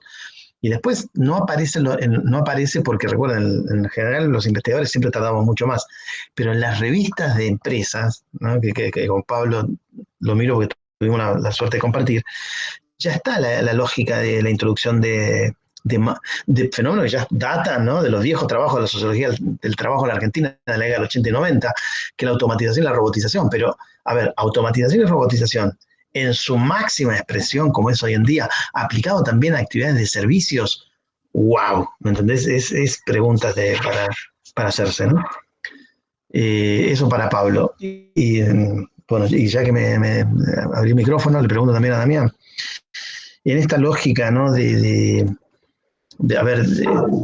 yo también lo introduje, ¿no?, de comportamientos políticos, agotamientos parciales, porque esto siempre es un ida y vuelta, ¿no?, es un flujo, reflujo, agotamientos parciales de un modelo neoliberal que además tiene sus facetas, ¿no?, porque no es solamente una institucionalización de un sentido común basado en lo normativo de lo que son las actividades del comercio, ¿no? Eso ya funciona, es la vida misma, te dice la gente, ¿no?, como proceso de internalización de ese ideario. Pero la pregunta está en que si esos procesos que se vienen dando, ¿no?, o esos procesos actuales como forma de interrogación, ¿no tiene esa particularidad tan propia de América Latina, ¿no?, que es distinto, digamos, a ese proceso que vos muy bien explicabas y que se da con los datos, uno lo puede revisar a través de Eurostat, a través de la encuesta de condiciones de vida y las encuestas laborales europeas, ¿no?, la caída de ingresos es notorio. Desde cuando vos empezaste a hacer esos estudios, es lo primero que uno ve, ¿no?, hubo una caída vertiginosa y sobre todo ingresos de la población juvenil, ¿no? O sea, la gente que tiene menos de 10 años de antigüedad la ve tristísima en el mundo laboral, ¿no? Pero la pregunta es la siguiente: en ese marco, pensá un poco nuestro contexto, ¿no?, donde tenemos la OIT, perdón, la OIT, Banco Mundial hoy dice que somos, la América Latina, 70% informales, ¿no? 70. Argentina, ponele 44, 45, 50, depende de qué agregás ahí. Pero es otro, se entiende, acá se te suma otro contexto de pérdidas, de certidumbres, en esa lógica de confrontación con la lógica de acumulación, sin pensar que están en América Latina, ¿no?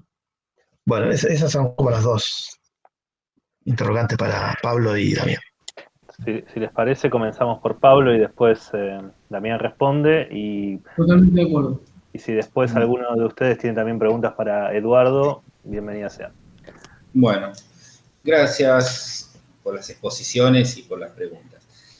A ver, hay dos aspectos que a mí, ese interrogante a mí me da sobre cómo se produzca esta innovación. Y entonces yo ahí tengo como una hipótesis más grande y que también la quiero compartir con Damián, sobre todo con este tema de la racionalidad y la idea de modelo de negocio, ¿no? Y es que cuando uno le pregunta al headhunter, digamos, los ciertos cuadros, y cuando incluso uno observa lo que va pasando, uno encuentra que la pandemia, desde el punto de vista de la reorganización de un modelo de negocios, abrió una ventana de oportunidad. Es decir, se dieron a la oportunidad, o sea, si uno lo observa desde el punto de vista de los trabajadores, lo que ellos alcanzan a ver mucho es como, bueno, lo que antes decía en la oficina lo paso a hacer en casa. O bueno, yo vendía en un local, ahora tengo que ver cómo vendo online. Pero cuando te hablan de las tareas, uno percibe por detrás un cambio organizacional. Y es interesante que la situación de excepcionalidad de la pandemia les permitió meterlas. Les permitió generar todo ese tipo de cosas, diciendo sobre la base, bueno, tenemos que ver cómo nos arreglamos. Y ahí viene mi gran pregunta. Yo no sé si las estrategias de innovación en un país como Argentina son estrategias por oleada para retirarse después, es decir, aprovechemos y metámosle, innovemos, cambiemos, transformemos mientras podamos, después ya viene lo malo, entonces nos vamos, ¿no? Entonces, como esto, diciendo, bueno, sí, ahora vino la ley de teletrabajo, y no sé, se acabó todo lo que te parecía lindo de esto, porque vamos a tener que volver a la oficina. Pero mi hipótesis es ver si la innovación empresaria funciona con la hipótesis de la mancha de aceite, o sea, se van haciendo y se va expandiendo, o por el contrario, funciona por ciclos de ida y vuelta. O sea, puedo innovar, puedo transformar, puedo acumular, se para. No puedo seguir más allá porque la dinámica sociopolítica me interrumpe. Y no sé, bueno, ahora dejo que Damián le conteste a... No, a ver, yo creo que es cierto esto que decías recién, Pablo, de se abre una nueva ventana de oportunidades, hay que ver cómo afrontarlo, ¿no? Uno de mis maestros decía siempre que si hay algo que tiene el capitalismo es que es algo original, ¿no? Y por eso me parece que el esfuerzo teórico que estamos haciendo nosotros para tratar de caracterizar correctamente la etapa que en la Argentina y en el resto de los países de Sudamérica se abrió a partir del inicio del siglo hasta ahora, me parece que es fundamental, porque si no estamos corriendo atrás de los acontecimientos. Y creo que tenemos que ser muy creativos en términos teóricos para dar cuenta de lo que está pasando. Por ejemplo, bueno, volviendo a lo que decía Lalo recién, ¿no? Con respecto a los flujos y reflujos, que es algo muy propio de García Linera, con quien comparto prácticamente todo lo que dice. Yo creo que, insisto, voy a decir algo más, que es también la hipótesis que yo vengo trabajando desde hace algunos años, ¿no?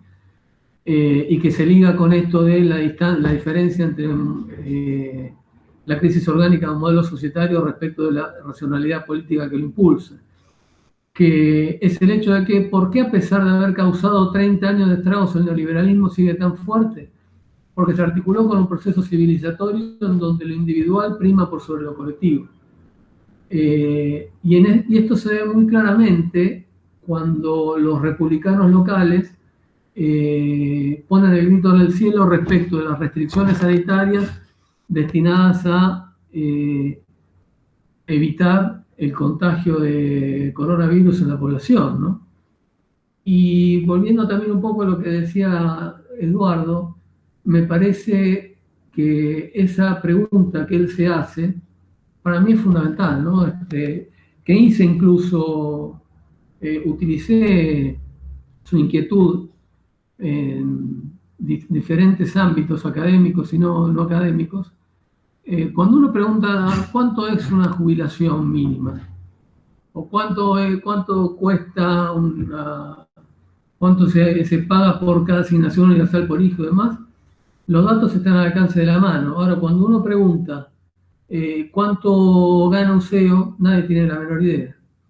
O sea, yo lo que creo es que la derecha en la Argentina, si hay algo que hizo muy bien, fue construir en los 30 y pico de años de democracia una suerte de observación estigmatizante respecto de lo que es la pobreza, ocultando tras de esto cuánto cuesta la riqueza. O sea, en lugar de preguntar cuánto cuestan los pobres, tendremos que estar preguntándonos cuánto nos cuestan los ricos. Y ahí sí, uno ve con claridad lo que es un esquema ideológico hegemónico. Ahí no hay absolutamente, digamos, y no solamente eso, se crea una suerte de superioridad moral de aquellos que reproducen sus condiciones materiales de existencia en el ámbito privado respecto de los trabajadores estatales, de los trabajadores públicos. Y eso me parece muy interesante porque se observa también y fundamentalmente la asignación universal por hijo, que se le impugna como formando parte de una suerte de pérdida de una deleteria cultura del trabajo, pero que en realidad encubre esto el hecho de que se encarezca el precio de la fuerza de trabajo, porque ya los trabajadores, teniendo una base material para poder reproducir sus condiciones materiales de vida, no van a aceptar cualquier trabajo con cualquier paga, cueste lo que cueste. Y a mí me parece muy interesante pensar esto, ¿no? Es decir, invertir la carga de la prueba. No pensar cuánto cuesta un pobre, sino cuánto cuesta un rico. Que el problema nuestro, en la Argentina, diría a escala planetaria, y se está observando con suma nitidez desde el inicio de la pandemia hasta ahora, no es la pobreza, sino la desigualdad y la riqueza. Y yo le preguntaría a Eduardo, ¿qué opina respecto de esto que estamos hablando, sobre lo que está pasando en Chile? Y a Pablo respecto de si verifica en sus investigaciones la centralidad que asume la noción de teoría de capital humano para la Escuela de Chicago.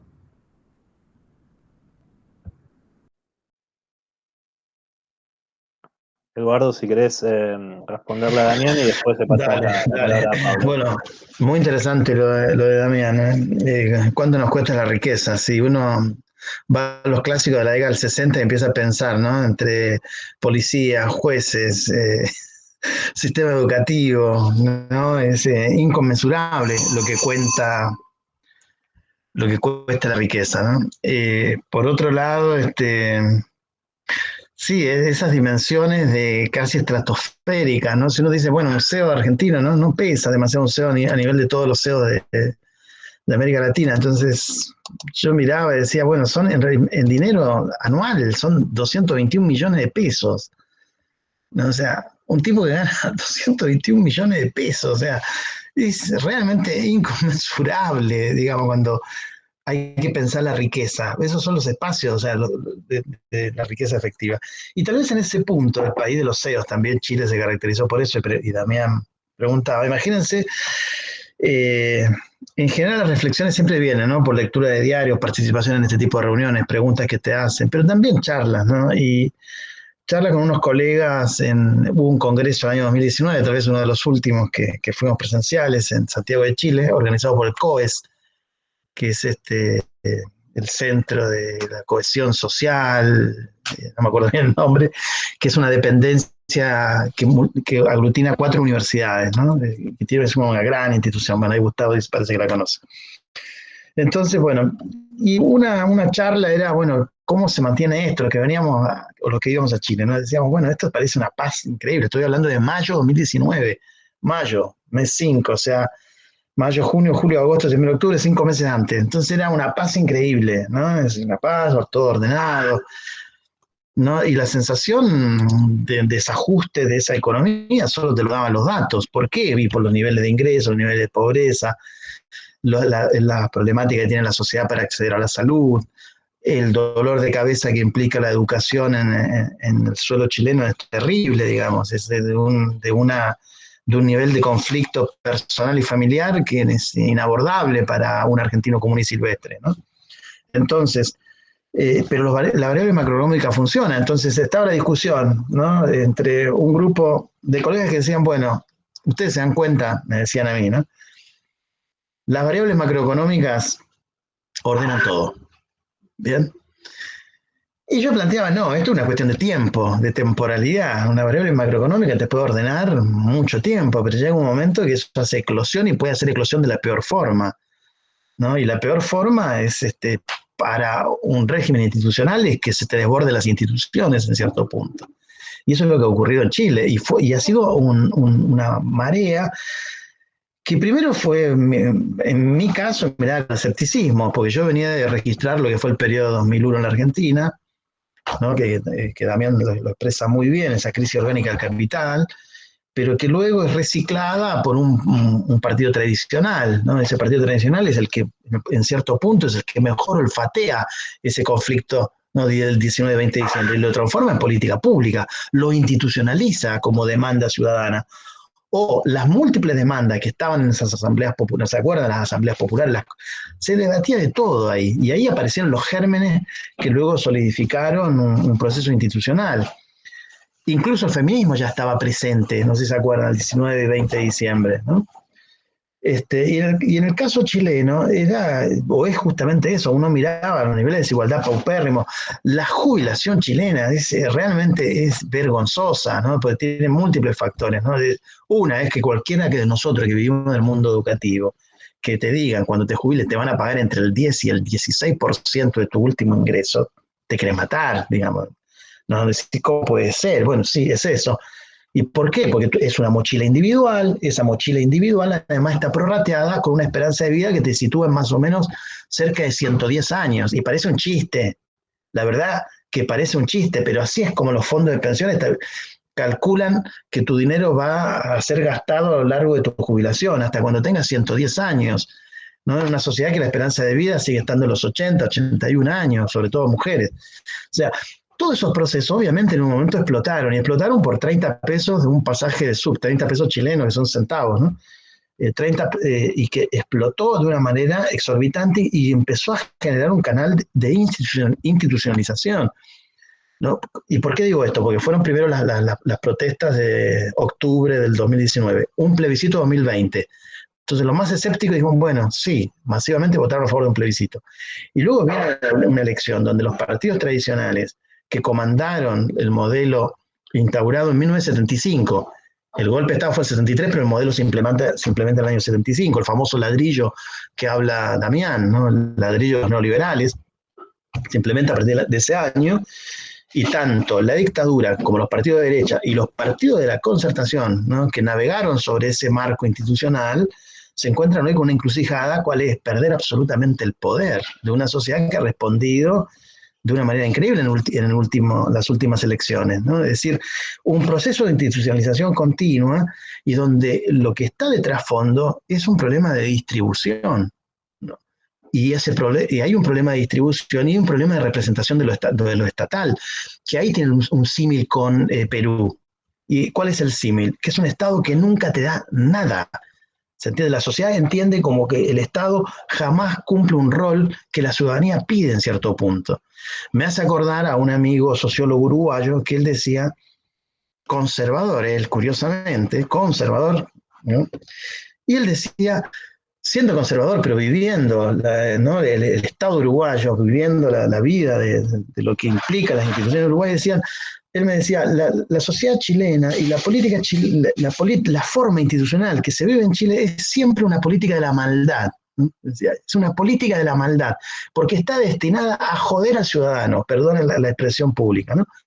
Está destinada a lastimar al ciudadano como ciudadano per se. Y obviamente en un momento eso rompe barreras y rompe situaciones.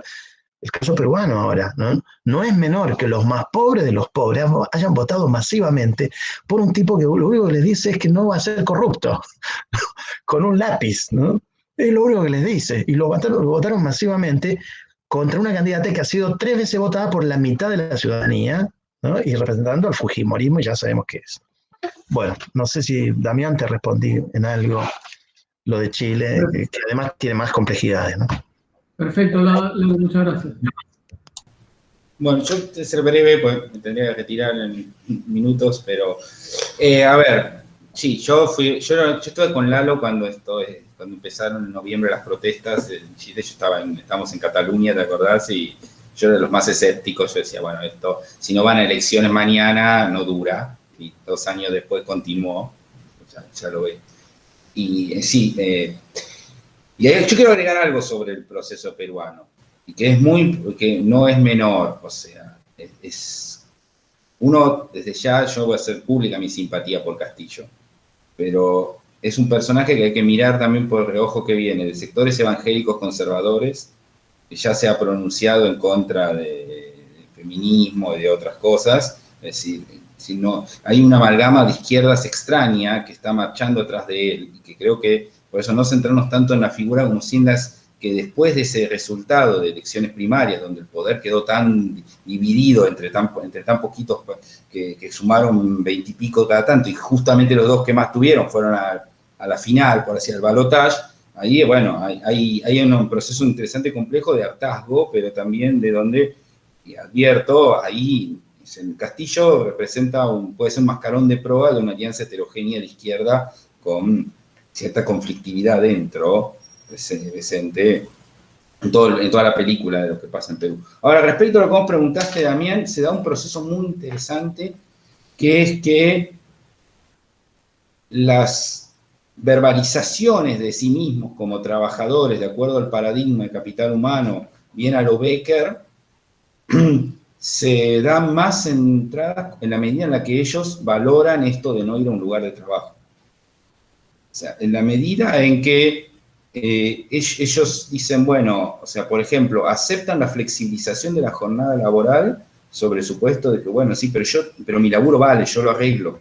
O sea, yo valgo, entonces yo, digamos, está bien, ¿viste? Dame 1 hora que tengo que llevar al nene al pediatra, pero está bien, después te la recupero, o te lo mando el mail más tarde. Es decir, hay un posicionamiento, empiezan a posicionarse ellos como generadores de valor. Es una cosa muy curiosa en los trabajadores que son los asalariados, ¿no? En el caso de los otros, no, al contrario, sienten que precisamente les ha quitado su capacidad de generar. ¿no? Los vendedores sienten que les quitaron su capacidad de generar. Yo, un poco como tratando de verlo al nivel de las verbalizaciones de los estados, yo creo que la biopolítica neoliberal, o sea, este paradigma del capital humano, se va a reforzar más cuando se alía el capital digital. Cuando eso es pensado en la medida en la cual vos, digamos, no estás siendo parte de una organización, porque vos sos un outsource, sos un recurso externo que está unido por un Zoom o por un proceso, y es muy interesante.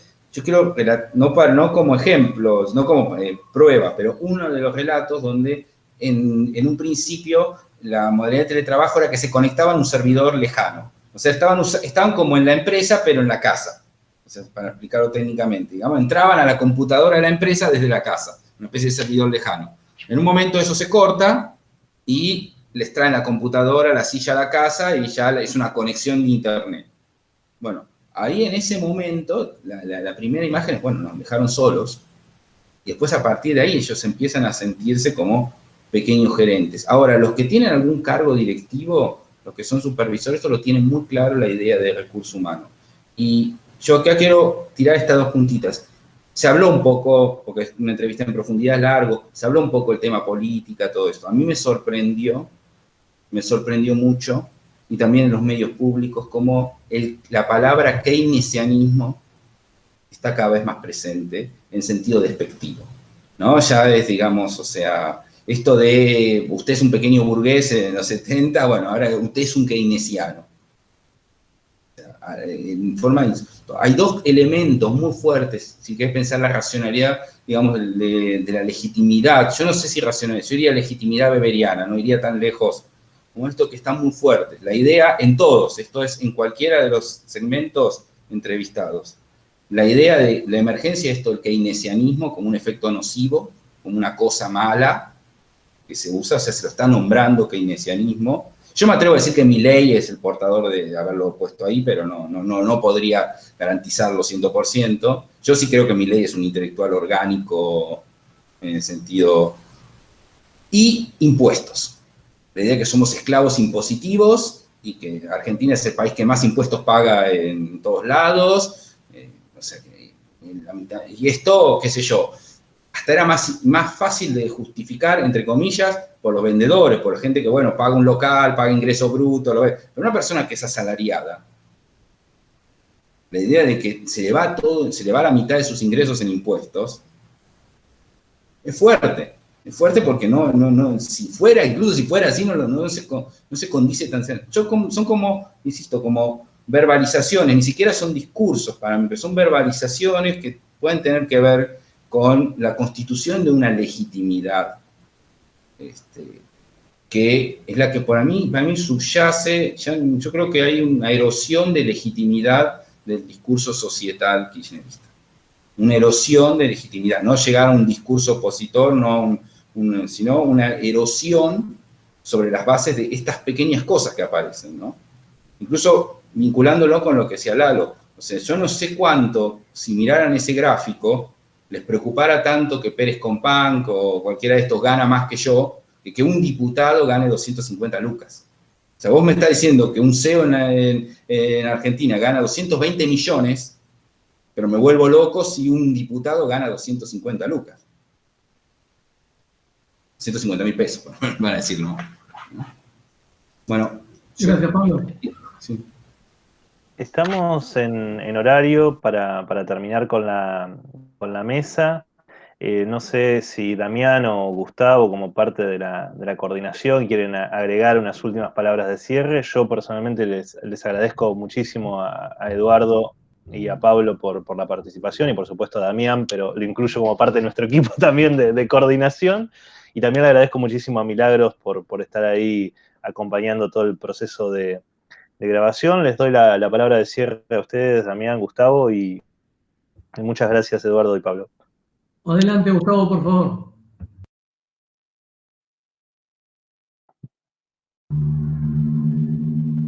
No te escucho, Gustavo.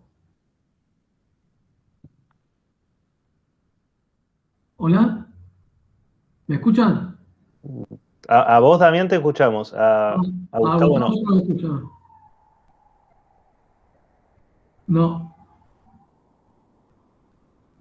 No, bueno, solo quisiera agradecerles enormemente, tanto a Eduardo como a Pablo, la participación de este evento que para nosotros es muy importante.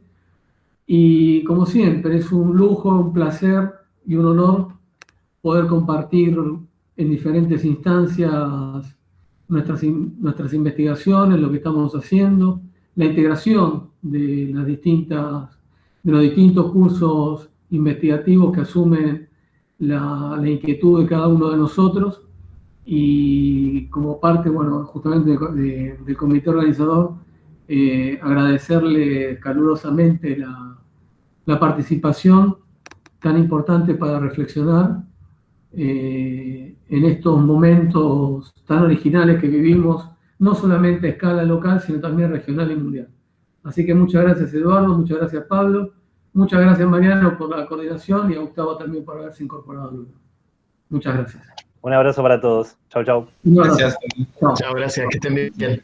Chao.